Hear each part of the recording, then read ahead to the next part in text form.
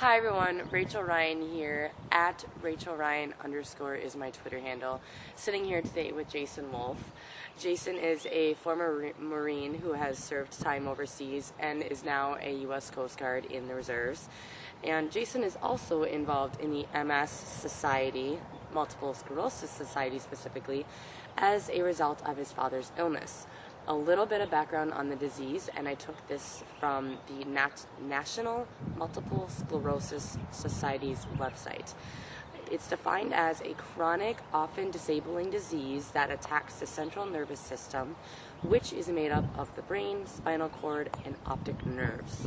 There's much more detail that you can learn about this disease if you go to www.nationalmssociety.org, and you can learn about what MS is, what causes it, who gets it, the symptoms, the diagnosis of MS, and the treatments and other facts. Currently, there is not a cure for MS, but Jason has been writing with the Bike MS annually since 2010 in hopes of raising funds so that a cure can be found for the disease. Jason, thank you for meeting with me and getting the word out about this event, the fundraising, and the other fun ways you can get involved. I understand you've been involved with MS because your father, Richard, was diagnosed with it 17 years ago. How has it changed your family's way of life? He was diagnosed with MS when I was 15. At first, he wanted to keep it quiet.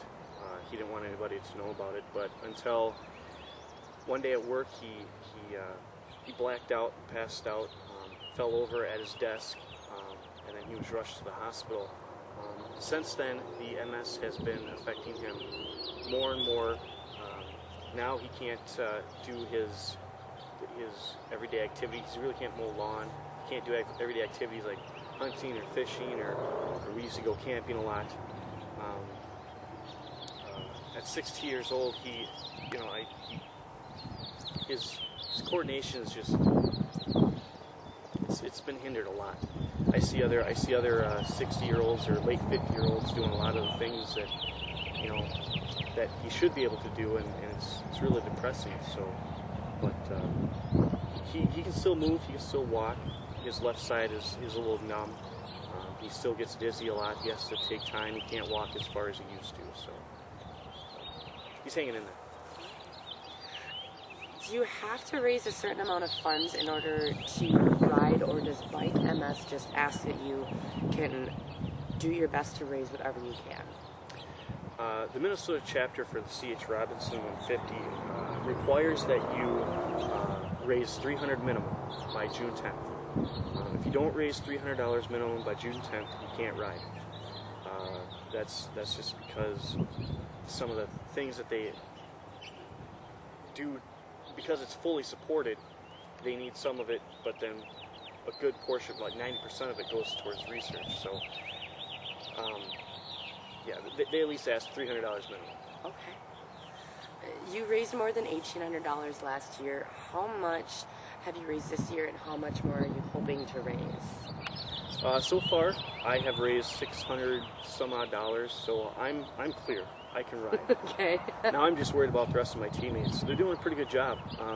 One teammate has over 1,000, another teammate has over 800, and and all the other teammates, they're doing a pretty good job. Right now, I think for 8 members, we're up to 20, maybe about $2,000. Wow.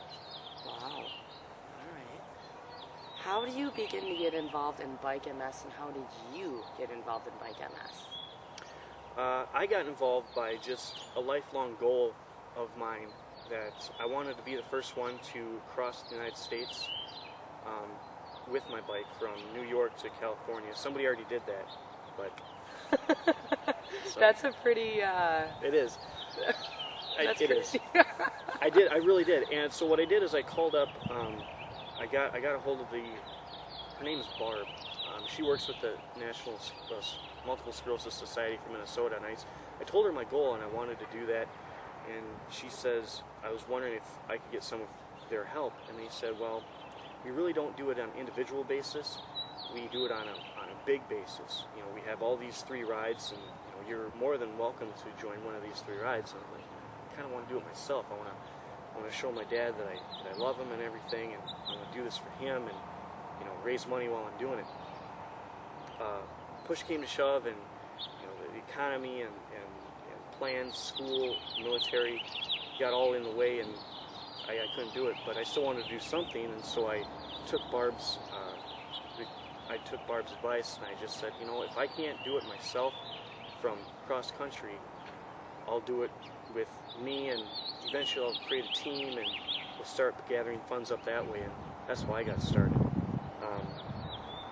How somebody else can get started is they can go into any local bike shop. I go to Eric's Bike Shop, and a lot of times they have pamphlets or little baseball cards of rides that they sponsor or help sponsor. And so if they'd like to get involved, they can do that. All right, pretty neat. You have a t-shirt that you designed for the team this year. Who designed the t-shirt? It was actually a collaboration between my captain Andrea and the other captain Rachel. I wanted a shirt this year because now we have 8 team members, and 8 or 9, 8, and so I was like, let's be official. Let's go out there and be like, wow, that's Team Semper Faro. And so they designed a shirt of a shield, like a medieval type shield with a lion on the back, and then the lion's mane comes and wraps around. And they did a remarkable job. It's really eye catching. It just pops. They made the colors contrast and everything. It's really cool. Cool. How do you build your team, or how did you build your team, and do you have a schedule when you practice? The first time I asked for team members was last year, and how I did it was just out of the blue. I was walking out of Eric's Bike Shop, and I saw these 2 newlyweds.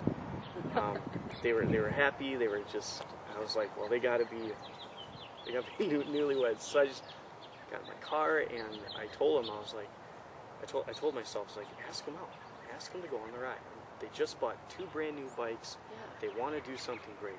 Yeah. They wouldn't have bought bikes anyway. So I was like, all right, fine. So I rolled down my window. I was like, hey, excuse me, I'm Jason Wolff, and I'm creating a bike team for multiple sclerosis. Would you like to ride 150 miles with me? And they both looked at each other like, who's this guy? Who's this guy? So they kind of conversed a little bit, and goes, you know what? Give us your number, and we'll call you tomorrow. Okay, fine. So I gave them my number, and within an hour and a half, they called me back. Says, you know what? Meet us for coffee tomorrow, and we'll talk over the details. Wow. All right, no problem. So that was the first 2 team members. So this year, I just started asking around. Again, just strangers. I'll go up to a stranger who's riding a bike, or whoever's at Eric's Bike Shop, and I say, hey, what are you doing this year?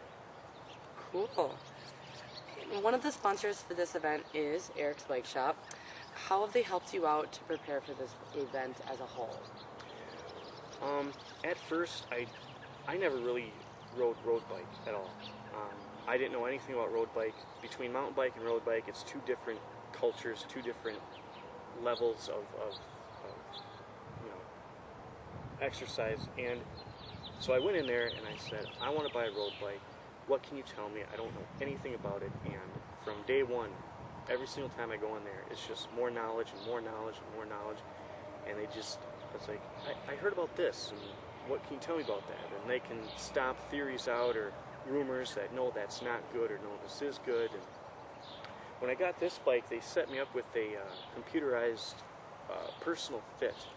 They measured my femur and my thigh bone. They measured the traction of and how far I can bend over and stuff like that. They got me dialed in straight for that bike. So, I mean, because if you're riding 150 miles, something starts hurting. Yeah. You're gonna want to know why. Right. So that kind of concludes this interview. Thank you for tuning in.